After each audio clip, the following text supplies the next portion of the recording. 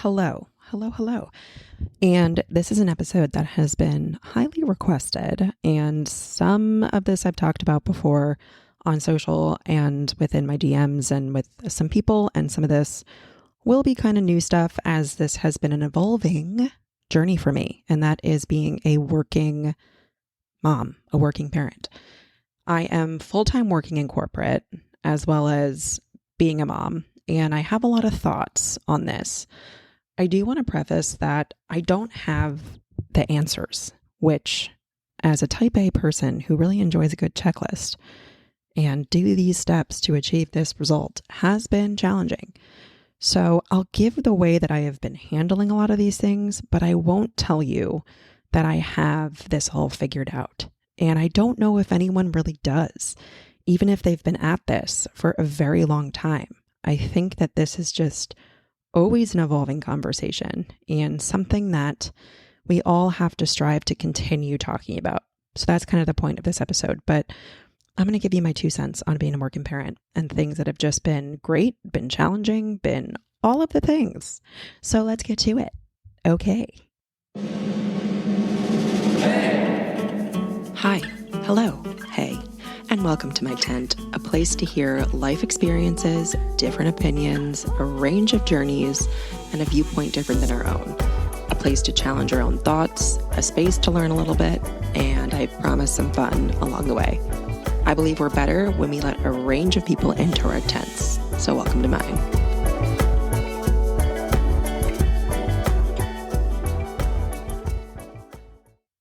Welcome back to another Wednesday episode of the Welcome to My 10 podcast. We are doing a solo today, and it's just going to be me and my thoughts. And this is one that I have a lot of brain thought around, but this is going to be pretty off the cuff and free feeling and just talking about how I feel.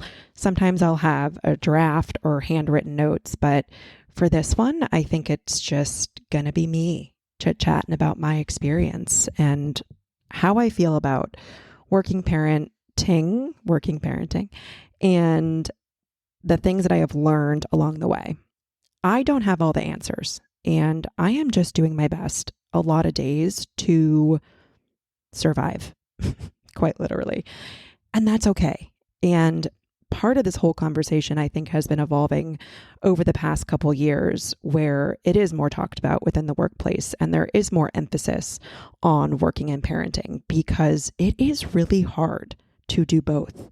Harder than I thought it was going to be. Much harder than I thought it was going to be quite honest. So I think what's important, first off, is to take a step back and talk about my thought process when I was pregnant and about to have my son and in conversations of maternity leave and returning to work, because everyone's going to have a pretty unique experience with this.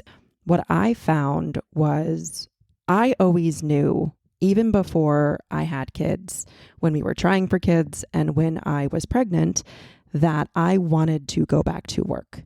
I wanted to take the maternity leave that I was allotted, and we'll get to the whole maternity leave aspect in just a moment, but I knew in my heart that I wanted to be a working mom and I would be returning to work post having my son. It was important to me.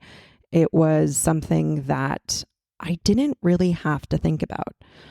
And I've talked to people where their experience is the direct opposite, where the second they got pregnant, they knew they would want to take time off, whether that was permanently or for an allotted amount of time. Some folks that I have talked to said when their kids go to kindergarten or are a certain age, they would want to re-enter the workforce. But for me, I never felt that pull. And for a while, I felt like that made me a bad mom. That's something that I'm not sure I've ever really totally admitted, but here we are, and we'll talk about it. For a while, I felt like that made me not as in love with my child as I should have been. The conversation is evolving and we're getting there where I think working and parenting is becoming very normal. But I do also feel like there are still some lingering expectations that women are put on this earth to get married and produce and then parent. Whereas these days, women have big careers too. My husband and I have very equal careers in terms of importance and salary and what we do and provide for this family. And it's not to say that that's the only reason why I feel I should be a working mom, but women have big goals and career aspirations just as men do. But I did get this sense of, should I want to stay home? That's not in my heart. That is not something I feel like would make me a better mom. I feel like I will be a better mom for still embracing these aspects of my career and still going after those goals. But is that right? And I grappled with that for a while because I felt like what my heart was telling me and my brain was telling me and society was telling me was not always the same thing. But I had to lean into what I felt was going to make me show up as the person that I want to show up for my son. I will also say that I had some very good examples of working parenting while growing up. And I give a lot of this credit to my mom, who I watched have a big and brilliant career as I was growing up, as well as make a career change when she was in her 40s. She did something completely different when she was in her 40s. And I give her a lot of credit for that. But I watched her show up in the workplace in a very positive way. I will say we always had the care and love and dedication that we needed.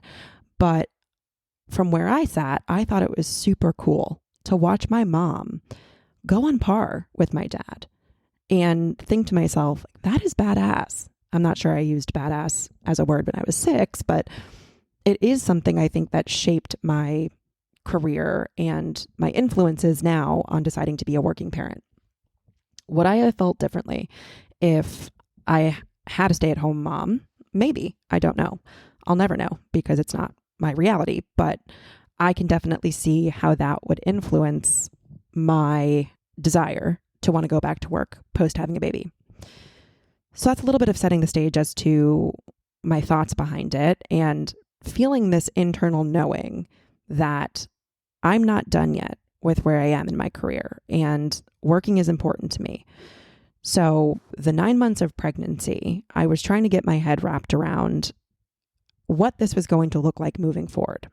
For me, we were allotted 4.5 months of mat leave, which for the US is incredible. So if you are listening to this from a different country, I know a couple of you are listening from different places in the world and you're thinking 4.5 months, what the hell? Unfortunately, that is one of the longer mat leaves that I have seen in this country. And I knew that I was going to take every single second of it. That is something that was important to me, where I am saying this is the allotted time that I have off, and this is the time that I'm going to take. And that's important to me that I won't bring work into that. And my company really did respect that and honor those wishes. Of course, I got texts here and there from coworkers just wanting baby pictures and updates and sending their well wishes and saying that they missed me, but in no way, shape, or form was I required or expected to work. Even with 4.5 months, I felt like I wasn't prepared to go back in some ways, but was extremely prepared to go back in others. And this is another time where I felt like I was not being a good mom because by the end of mat leave, I was excited to get back. And I grappled with that as well internally, thinking to myself, why am I so excited to leave my son? And I don't think excited is the right word. I think I was ready to find a piece of my identity again. I think that I was prepared to get some of myself back, but I had no idea what that was going to look like or entail once I did re-enter the workforce. 4.5 months of my mat leave, it came and it went, and it did go fast. In hindsight, I feel like it went by in the blink of an eye. So I am coming up on almost a year as a full-time working parent. I've been a parent for over a year, but entering the workforce has been almost a year. And it's been a really interesting transition and journey for me. coming with some amazing highs and unexpected things that I have found within myself, and coming with some pretty serious lows and some really challenging moments within this. And to kick things off on a glass half full note, I will talk about some of the things I've learned about myself in a positive aspect because I have now entered this duality. When I got back to work, I felt a sense of accomplishment and pride for my work that I've always had an aspect of, but now I am doing it for someone else. I am doing it for my son's future. I am doing it to hopefully give him a positive role model and influence that career and dreams are possible. I have a newfound perseverance for doing well because I've always wanted to do well for myself, but now I want to do well for him. And there is this kind of badass feeling I get that I show up in a job that's demanding, and I show up a lot of days. I'm not going to say every day is my best day, but with positivity and perseverance and vigor. And to me, it is now so much more than about just myself. And within this identity that I have as my corporate world, I'm also finding that I'm passionate about different things at work, joining organizations at work like Women of Sales, and having these discussions about what it looks like to try to do both and what it looks like to start a family and incorporate a family, and talking openly about what some of the harder days look like and finding a sense of community within that. That's where the conversation, I think, is changing, because I have found a great group of people at work who get it, and we're in this circle together, and we're talking about what's great and talking about what's challenging and asking for what we need. And there's a sense that we're doing something for a greater good and a greater conversation so other people can be encouraged that it is possible. Is it going to be hard? Yes, I'm not going to sugarcoat that for you. I don't think I've talked to anyone who has found being a working parent easy. Being a worker and being a parent as separate things are hard. Combining them is hard. But there's been this sense of community around it, whether that's my people that I talk to on Instagram, whether that's my friends, even in conversations with my mom, this sense that if we do this together, we can go further. Oh God. Do I have an accent? Hi. Do you want to come say hi? That was Duke. Oh, Lord. Husband interrupting me at all times. Anyway, so that's that. There is a lot of positives that come from this. And I have really been proud of myself for the way that I've shown up, even amongst the challenging days. But let's get into some of the lower points and some of the ways that this has shown up that I wasn't expecting. When I became a mom, I did not realize that I would become numerous people. And by that, I mean, I was me. I was my son, because he is still a very small human that is rather dependent on me. And I'm an entirely new version of myself that I hadn't met until I had him. This is a version of myself that I am still getting to know. And then I added going back to work. So I feel like I've picked up all of these people and I'm expected to keep them all running, but I haven't really given anything up. I've just added.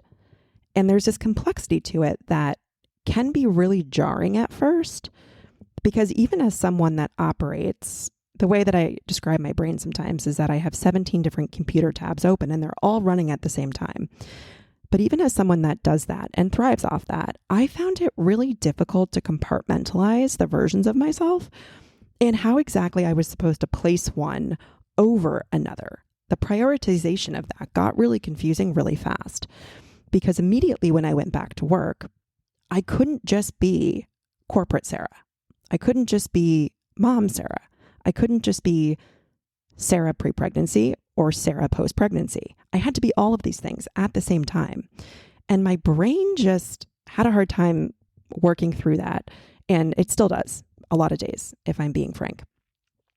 So that's been the challenging aspect in terms of feeling like I have all these different personalities and I'm trying to mold them into one and trying to figure out what's important in that moment. And for me, I think what's actually been helpful is the fact that I can be all of these things.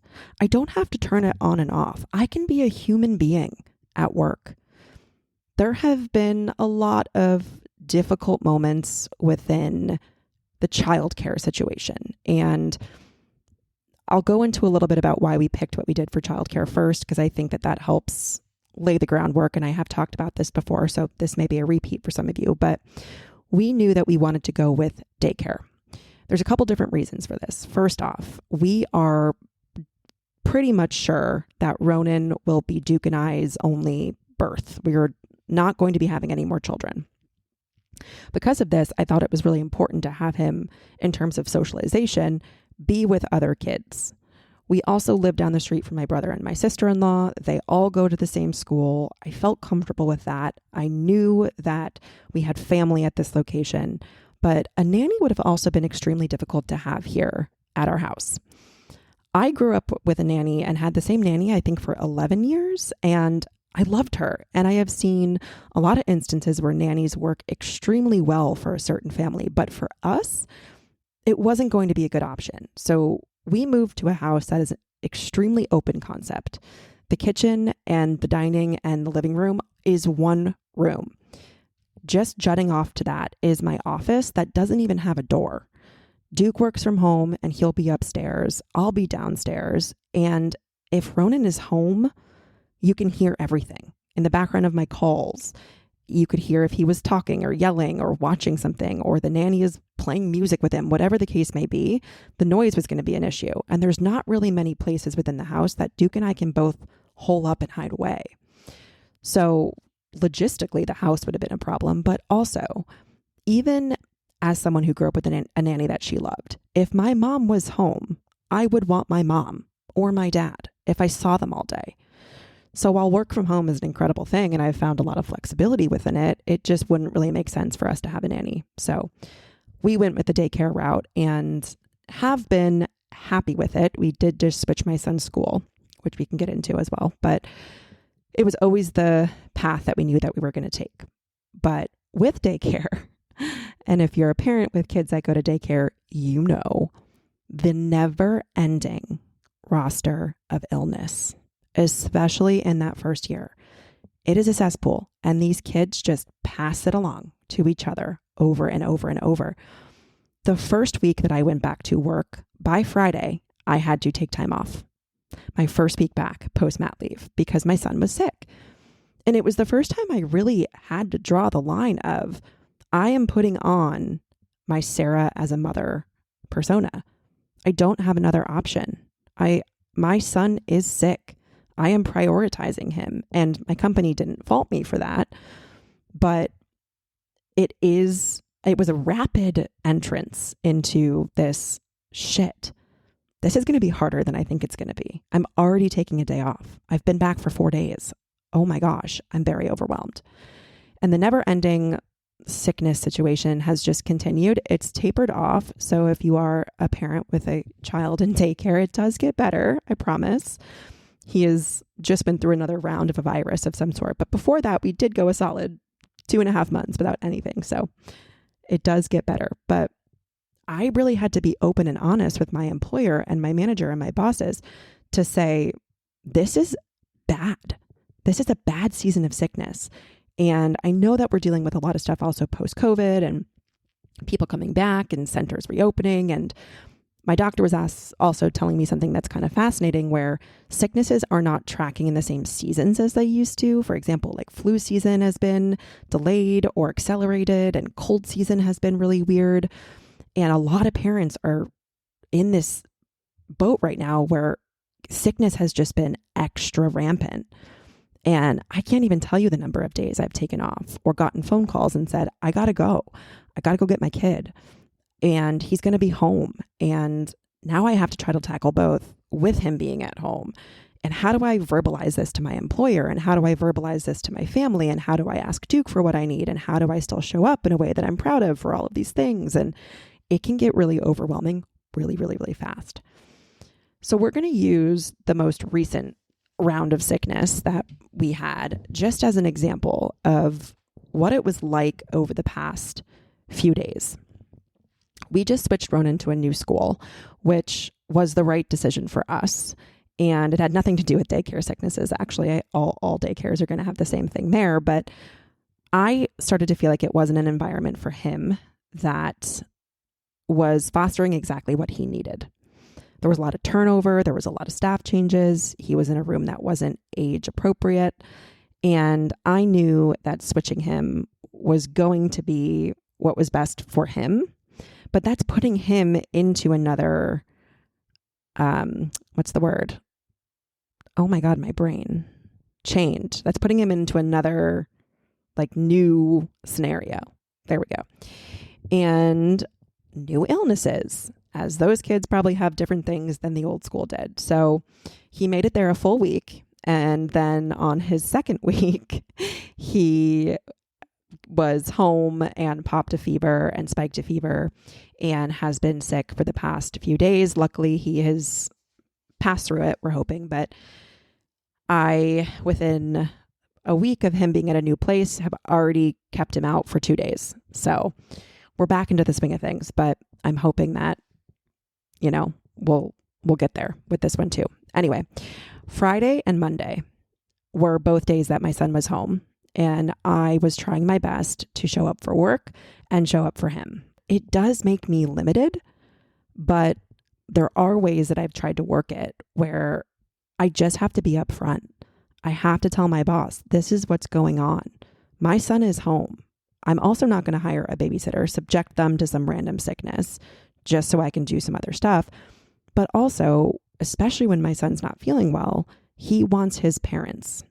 And this is another part of the conversation that I want to talk about, because not only does he want his parents, he wants me. And it's not to say that Duke is not an incredible father who shows up. But the thing is, biologically, Ronan will want his parents over someone else if he's not feeling well, or in general, but especially when he's not feeling well. But also biologically, he wants me right now. And my husband will even do his best to try, but Ronan will not stop screaming unless he is with me. And I was upfront with my boss about that. I said, listen, my husband is home and we're trying our best to manage this, but with what Ronan is feeling right now, I am the one. I am the person. And it is really challenging in the aspect of splitting responsibilities. And this will be an entire other episode of managing responsibilities in general with a partner, and then especially when you bring a kid into the mix. But we do our best to be 50-50, but circumstances are not always going to dictate that, especially when it's quote unquote last minute, because you can't always dictate when your kid gets sick. And it's dependent on both of our jobs. I just so happened on Friday and Monday to have majority of my calls be internal. And I had Ronan on them. If Ronan was awake, Ronan is in my lap and he's on this internal call. And I would put my camera on for a second, just show everyone it's Ronan. Ronan waves, and then turn my camera off so it's not as distracting. But that's what I had to do. Duke had far more external meetings where he can't have a baby sitting on his lap or screaming. So we had to work it out like that. And we try our best to be 50-50, but nothing is ever going to be 50-50, ever. Some weeks it's going to be 70-30. Some weeks it's going to be 95-5. Overall, I think we get to a place where it's pretty even, but everything is going to be circumstantial. And this week it was just really hard. I mean, he was home. It was really, really, really on me and really, really overwhelming because I felt like I was requiring myself more so than anything to show up at 100% for everything and just couldn't. I'm not two people. I am one human. I'm one person with two hands. That's what I remind myself of. So being upfront and transparent with my company, with Duke, and telling him what he can do while I am physically with the baby was helpful. So you can unload the dishwasher. You can clean. You can take the trash out. You can move that. You can go pick this up. You can order dinner. You can other tasks, because Ronan was so attached to me, were really, really helpful. And then just knowing that with work stuff, I showed up to the best of my ability. I was upfront and honest. I told people what was going on and I made it through. Did I show up like I normally do? No. Is that okay? Yes. That has happened more times than I can count because of just the daycare never ending, drip, which is disgusting, and trying to manage working. I've had to reschedule meetings before. I've had to ask for a different day. I've had to work around it because the reality is becoming a parent shouldn't limit you from being in the workforce. And that is why I'm so passionate about talking about this here, about talking about this at work, about verbalizing it, is we have to be more realistic with the way that we approach working parents. And if you are a working parent, I encourage you to do the same. Have conversations with your manager, have conversations with your colleagues. If you don't have kids and you are managing people, if you're managing working parents, be patient, have empathy, be kind. Know that we're just trying to do our best to show up as 4 separate versions of ourselves. And it can be really difficult, but it is also something that I am extremely proud of. So it's not to say it's all bad, but it's a learning experience. That is for sure. And with all of this, I have had to find a new level of patience and grace for myself. I can be extremely hard on me, and I can be super cruel to myself. I just reposted something today on Instagram and it said, you think you can hurt my feelings? I hurt my own feelings. And I do. And this has taught me a level of patience and grace that I don't think I would have gotten for myself if I had never taken this path that I have of working and parenting and managing these things. Just parenting in general. I feel like just the amount that he has taught me about myself has been endless. And it is a positive thing, despite the fact that it has been challenging and it kind of sucks to have to go through it to get here. I have found a level of grace for myself that I haven't had ever. And of course, I still hold myself to high standards. I want to be the best version of myself that I can be. But I've gotten more into a groove of understanding today my best is 20%. That is the max that I can give. Next week, it may be 100, but today it sure ain't it. And if I get to that 20%, that is enough. 20% is 100% of what I had to give that day. Things can be left undone. Things can go and not be completed. I have to take a good hard look at what's actually a priority. And when it comes down to it, especially when Ronan is not feeling good, he is the priority. I would sit down to try to work, and sometimes he would be chill watching Mickey, and sometimes he'd be screaming his head off. And I'm going to go to him, and I'm going to make that the priority number 1. And being really honest with yourself about what that looks like is tough, but it is important. I'm also a super type A, organized, kind of neurotic individual. And I've really had to let go of the expectations that I've had about being a homemaker. Because at the end of the day, I am picking career. I am picking a job, which takes up so much of my time, as I wanted it to.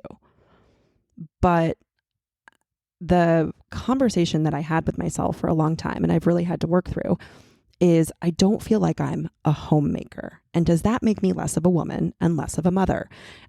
I know a lot of this stuff's internalized, and it is stuff that I've worked out in therapy, but so much of it is the narrative that I am telling myself, that because I don't have dinner on the table every night and the laundry's piling up and the house is kind of a mess, and I feel like I have to enlist other people to do things that I should do, it makes me less of a mom. But that is so much internalized old school thinking, where the way of the world is not the same as it was many years ago. It's not this, again, like I said, women are born to get married and breed. We can have our own version of making a home. And to me, that's where I've shifted the mindset, where to me, homemaking is making sure that my son is happy and healthy, is making sure that I'm taking care of myself, is making sure that I am showing up in the world as a person that I am proud of. I am making a home into what I want it to be because I'm filling myself in a lot of different aspects, whether that's career or podcast or social or my son or whatever the case may be, crafting. I'm a big crafter. But homemaking doesn't have to look one way. And being this quote unquote perfect mom doesn't mean I need this homemade, roast beef with all the sides on the table every single night. It's expectations that I was putting on myself. But I'm allowed to create the life that I want for myself and know that it is enough. And it's okay if it's personalized. It doesn't have to look like what my friends does. It doesn't have to look like even what my mother had in relation to how she worked and parented and did all those things. Although I did text her the other day. I was like, Mom, I do not understand how you had dinner on the table every single night as a working mother of 2 children, because she did. And to me, that is just shocking because it's the one thing I really struggle with is finding time to cook. Alas, that is a story for another day, but I am very shocked by her ability to do that. Anyway, but I'm not any less of a homemaker because I didn't choose to stay home with my son and sweep the floor all day. I'm not any less of a homemaker because I send my son to daycare. There's a lot of conversations, and I've seen some that are very derogatory towards parents utilizing childcare. And I want to shut that down right now and real fast. Almost taking the stance of don't have a kid if you don't want to be with them. And to me, that's bullshit because that is what I actually find as internalized misogyny. Why is it women that have to stay home? Why should I have to stay home? If we're being honest, I make just as much money as my husband. Why aren't you asking him that question? And people have asked me that. Why didn't you choose to stay home? I don't know. Maybe you should ask Duke because I'm in sales. So based on my year, I could make more money than him. Ask him. And it shuts it down real fast. But I don't get why some people think that is the only thing that we are meant to do in this life. It's a huge part. It's a huge aspect. And I will be forever grateful that I get to experience it. But there are people in this world that will tell you that sending your kid to daycare or utilizing childcare is not right. And I'm here to tell you, ignore that noise. I also want to take a quick moment to talk about my view on daycare because I had a conversation with someone about this recently, and I know that it's a very thankless industry. And I do just want to take the time to genuinely thank educators and childcare providers, where someone once told me that she gets called a glorified babysitter sometimes. And to me, that just really grinds my gears. For me, when I think of the village, we talk about this village, and there are a lot of aspects of it that I find difficult because not everyone wants to be in the village. Or people keep saying, utilize your village. And you're like, but where are the people? For us, daycare is our village. They are our lifeline. These people love my son. They are doing far more than quote unquote glorified babysitting. They're teaching him STEM. They are doing activities. They are doing art. They are singing songs. They are enlisted by my husband and I with the trust of our kid. And to me, they are part of my circle. They are the reason that a lot of this functions. They are the reason I can do what I do. And I would be remiss if I didn't take that moment just to thank everyone who is in that field, who are teaching the next generation of this world and showing up every day. I know it is not a glamorous career sometimes. My mother was in education. That's what she ended up switching to when she did a midlife career change. We have teachers that in our friend circle that we love dearly, and we hear the stories from them about the challenges. And I don't want it to go unnoticed that anyone in that profession is allowing people just like myself to show up and do what I do. It is not lost on me that it is a privilege to be able to do this. And sending my kid to these wonderful human beings doesn't make me any less of a mother. In fact, it enriches my son in ways that I probably cannot. If you were also in a similar situation, I'm in your circle. And the more that we come together and talk about it, the more change that we can elicit in the way that we think about parenting and working and combining both, and opening the conversations to the fact that it will look different. My life looks a gazillion eons different than it did 2 years ago, professionally, corporately, personally, all of the things. But if we're thinking corporately, but I've also learned more than I ever could have in a short time span in my professional career by doing this, and just sharing the good, the bad, the ugly, and everything in between helps me foster that connection and talk to people that also understand and get it. Maybe one day I'll have more answers for you. Today is not that day, other than do your best. Your best is enough, and find people that get it and keep talking about it. We're doing great. Even if some days we do not look nor feel bonita, we are doing great. All right, y'all. Love ya.